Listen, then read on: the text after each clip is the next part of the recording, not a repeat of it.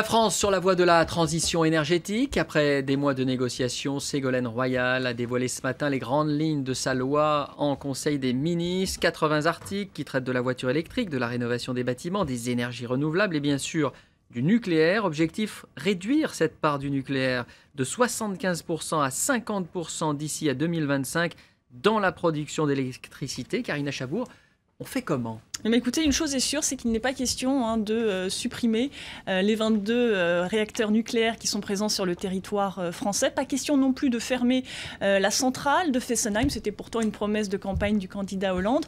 En revanche, il n'est pas question de créer, de produire de nouveaux réacteurs. L'idée, c'est vraiment de baisser effectivement la production d'énergie nucléaire en France avec un plafond auquel devra se conformer, un plafond fixé par l'État auquel devra se conformer EDF, Électricité de France, l'entreprise publique de production d'énergie, et ce, dès l'an prochain. Et pour compenser cette baisse du nucléaire, la loi mise sur les énergies, les économies d'énergie, le solaire et l'éolien. Oui, avec des objectifs très ambitieux, à savoir réduire notre consommation d'énergie de moitié d'ici à 2050 et aussi recourir plus largement aux énergies renouvelables. Elles devront représenter un tiers de notre consommation d'ici 15 ans, contre seulement 12% actuellement. Alors voilà pour les objectifs. Maintenant, pour les mesures précises de ce projet de loi, eh bien, il y aura un chèque énergie pour les ménages modestes qui remplacera les tarifs subventionnés, les tarifs sociaux du gaz ou de l'électricité.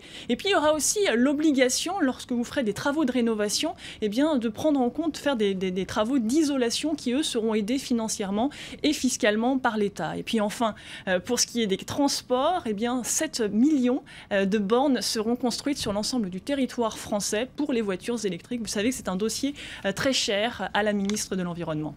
Et c'est la question qui tue, comment on finance tout ça ?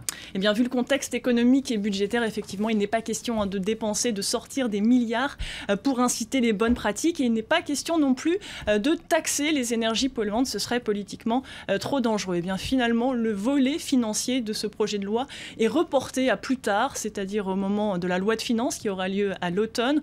L'idée centrale, le pari qui est fait, c'est que cette transition énergétique rapporte plus en termes de richesse et d'emploi qu'elle ne coûte en termes d'investissement. Et en cela, eh bien, l'Allemagne n'est pas un modèle puisqu'elle est en train de faire sa transition énergétique, et ça s'est traduit par des hausses de tarifs très importantes et surtout par le fait que la fermeture des centrales nucléaires s'est traduite par l'utilisation du charbon qui est très polluant. Merci Karina Chabour pour toutes ces explications.